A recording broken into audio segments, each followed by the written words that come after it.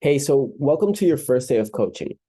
If you stay till the end, I'm going to give you a solution that I give all my paid clients on how to accurately first identify their calories and what they should do, whether they want to lose weight, gain weight, or maintain weight, and ultimately how to teach the body how to burn more calories at rest. So, yeah, let's talk about calories and energy balance.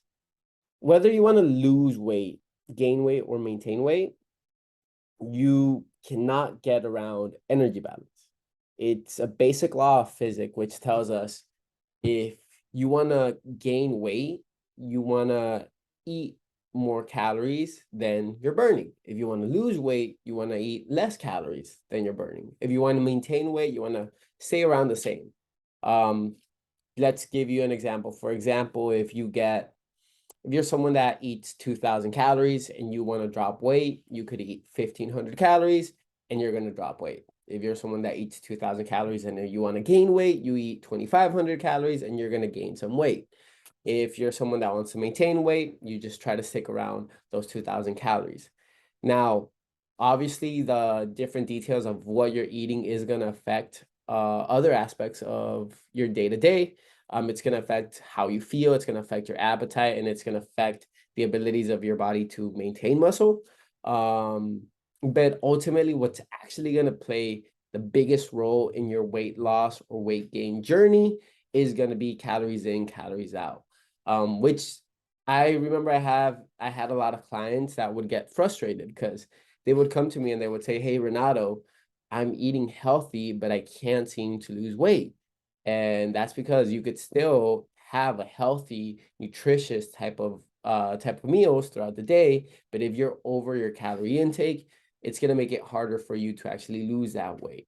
I always give the example, it's when you have like two bubbles and you want to be in the middle. You have the aspect of eating healthy, which most of your foods are generally tend to be more nutritious foods. You got the aspect of being in a caloric deficit, which you could lose weight with a not so nutritious food. I saw some dude lose weight off of like eating McDonald's, which I don't advise. But what you ultimately want to find is that in between where you're eating nutritious, healthy foods, but you're also within that caloric deficit. So you're gonna see weight loss. Now, like I said, the little nuances do play a role, like the aspect of eating foods that maintain muscle, like protein, or foods that are satiating, like getting your high fiber, high veggies, high protein intake that keeps you fuller longer. This is also aspects that are going to play some aspects of a role within how you feel throughout the day. But like I said, ultimately, what's going to play the biggest role in weight loss, weight gain is making sure that you're within that deficit or that you're manipulating your calories correctly. Now, how many calories should I eat? There's, of course, many calculators out there. I would suggest not utilizing any of them other than to get an idea, because most of these calculators are going to be inaccurate. There's a wide individual variance for each individual on how their body actually metabolizes food and how your body actually utilizes the calories that you're consuming each and every day. Um, One of the best ways that I would recommend most of my paid clients to actually identify this and what we actually use within our process is to identify where your total daily energy expenditure is, how many calories your body burns at rest. One of the best ways that you could do this is you could download a food tracking diary like MyFitnessPal, Eat This Much. There's a whole bunch of different diaries that you could locate online. We tend to use MyFitnessPal because it integrates with my coaching app. Now, I do gotta say, whenever you download a lot of these apps, it's gonna ask you to submit details, data, weight, age, and it's gonna give you a calorie goal. Don't focus on these goals because a lot of these calculators are a lot of these trackers are good at being diaries to actually identify how many calories you're consuming, but they're not so good coaches. So I would definitely not recommend utilizing them as a coaching tool to use those calories as something for your specific body, but use the diary function to identify where your calories are. What would you do?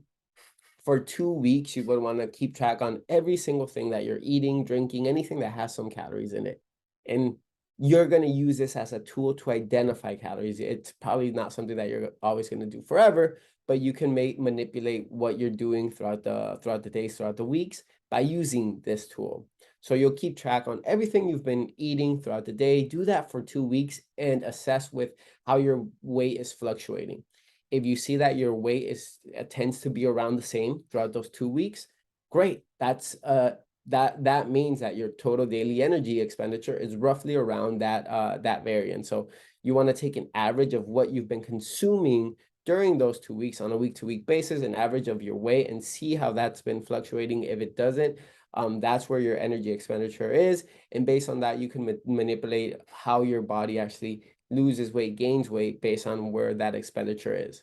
Now, to be honest, a lot of people underconsume food if they've already tried many different diets beforehand. If they're chronic binge dieters, they've most likely been in the aspect where they're under consuming food for weight loss. So you might need to go through an aspect of metabolic restoration, which that's usually what I talk to about, making sure that your body is healthy and you're providing the nutrients that it needs.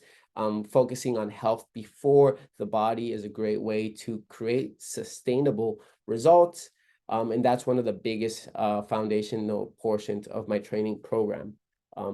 Some ways that you could actually increase metabolism is, well, a way that you could actually teach your body how to burn more calories without the need to add just like more activity or more cardio would be lifting weights. And it doesn't have to be lifting weights multiple times during the week. You don't have to go to the gym 4, 5, 6 times a week. You could start off, if you're someone that's completely sedentary, by 2 to 3 and ramp that up as you go through this journey throughout your lifestyle.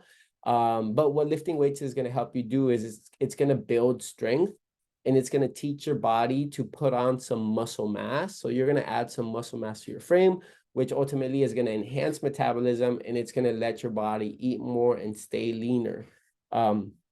That's one of the foundational aspects of metabolic restoration, is having more lean muscle tissue within your body, so your body could burn more calories at rest. But yeah, if you guys have any questions, please feel free to leave any comments below. Send me a private message if you guys actually want to jump into a program with me and let me show you how this whole process would be individualized to you. I do that completely for free. Just schedule that call with me or any of my CSMs, and we could jump on that call and actually go into detail on what that plan would look like for you specifically. But yeah, guys, I'll see you next time. We'll be talking about protein. Sorry, I got a little bit lost there. So yeah, catch you next time. We'll talk all about proteins.